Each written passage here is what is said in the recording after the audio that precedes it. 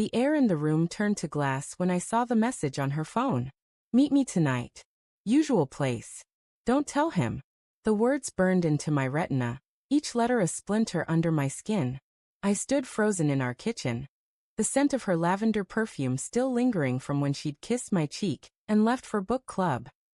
The phone lay on the counter, carelessly forgotten, its screen glowing like a traitor's confession. My pulse thumped in my ears, drowning out the hum of the fridge. Was this real? Or was I misreading the jagged pieces of my life? I'd always trusted Elise. Her laugh, sharp and bright like wind chimes, had been my anchor for 12 years. We'd built a life together. 2 kids, a mortgage, a tech startup we'd poured our souls into. She was the one who'd pushed me to take risks, to believe in my coding dreams when I doubted myself.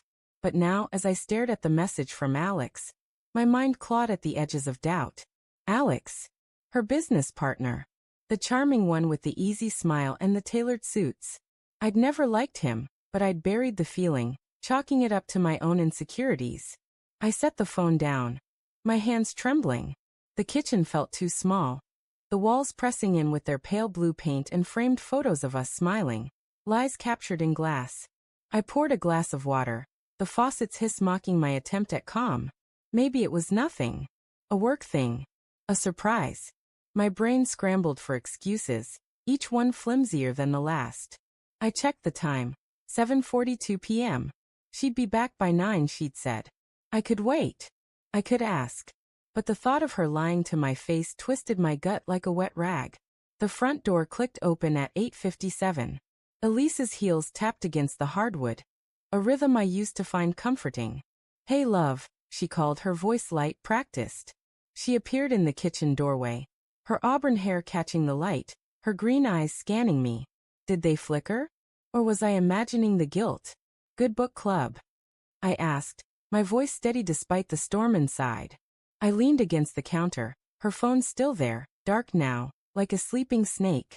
She smiled, tossing her purse onto the table. Oh, same old.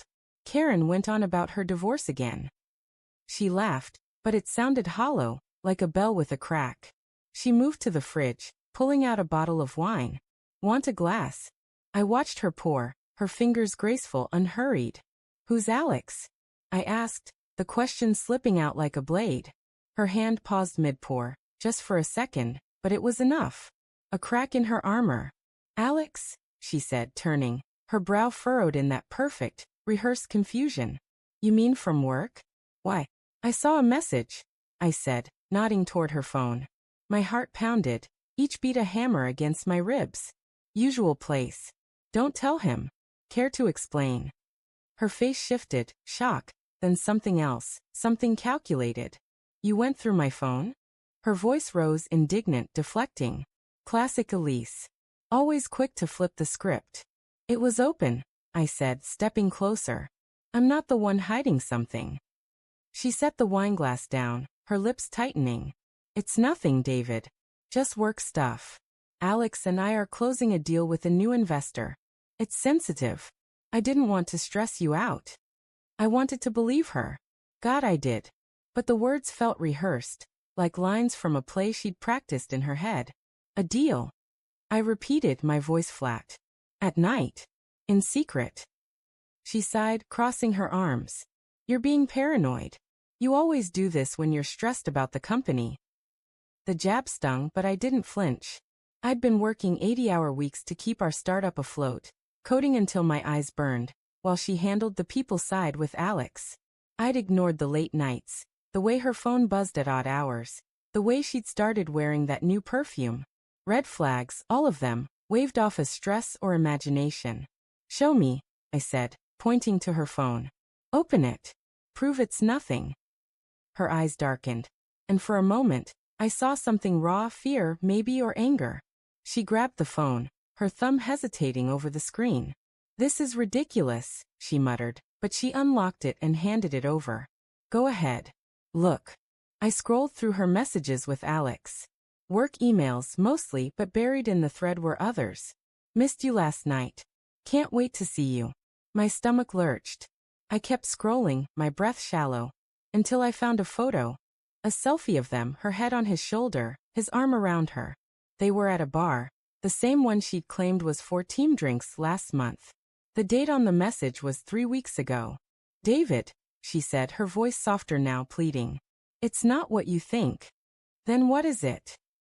I snapped, my voice cracking. The room spun, the edges blurring. Because it looks like you're screwing him behind my back. She flinched, tears welling in her eyes. It's not like that, she whispered. It just happened. I didn't mean for it to. I laughed, a bitter, broken sound. It just happened? 12 years, Elise. 2 kids. And it just happened. She stepped toward me, her hands outstretched, but I backed away. I was lonely, she said, her voice breaking. You were always working, always in your head. Alex, he listened. He saw me. I wanted to scream, to shatter the wine glass against the wall.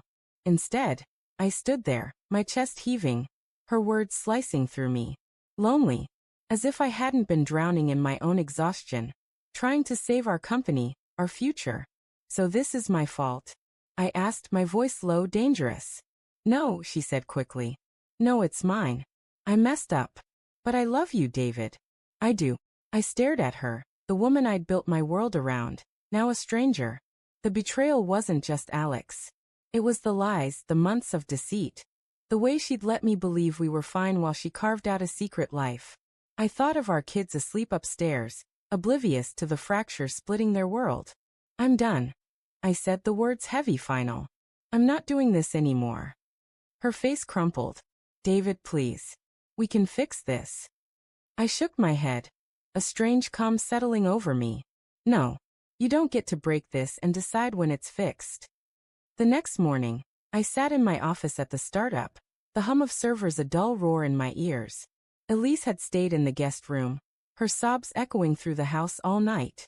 I hadn't slept. Instead, I'd dug into the company's financials, something I'd left to Elise and Alex. And there it was, discrepancies. Missing funds. Transfers to an account I didn't recognize. My blood ran cold. They hadn't just betrayed me personally. They'd been siphoning money, risking everything we'd built. I called a board meeting that afternoon. Alex walked in, all confidence, his smile faltering when he saw my face. Elise wasn't there. She'd called in sick. I laid out the evidence, my voice steady. Each word a brick in the wall I was building. The board voted unanimously. Alex was out. I was taking over as CEO. As he packed his desk, Alex tried to play it off, muttering about misunderstandings. I just smiled, a cold, sharp thing. You thought you could take everything, I said. You're lucky I'm not pressing charges. That night, I sat in the dark, the house quiet except for the creak of the floorboards. Elise's betrayal had shattered me, but it had also woken me up. I'd been blind, trusting, weak. No more. The company was mine now. And so was my future. The pain still burned, but I'd use it. I'd rebuild, stronger, sharper, untouchable.